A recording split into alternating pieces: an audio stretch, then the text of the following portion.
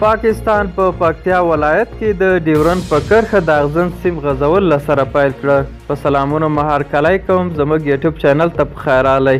که غواړئ په بشپړه توګه معلومات ترلاسه کړئ نو ویډیو را سره تر پای وګورئ. په داسې حال کې چې افغانان په خپل ویر اخته دي، په پکتیا ولایت کې پاکستان یو ځل بیا د اغزن سیم د غځولو کار پیل کړی دی. د سیمې څخه را رسېدلي خبرونه وایي چې پاکستانیان په سرعت سره په دې ولایت کې د ډیورند په کرښه د اغزن تار غځول پر مخ وړي. دا و زموږ نننۍ چمتو شوې ویډیو. تر بیا ښه وخت کې چارې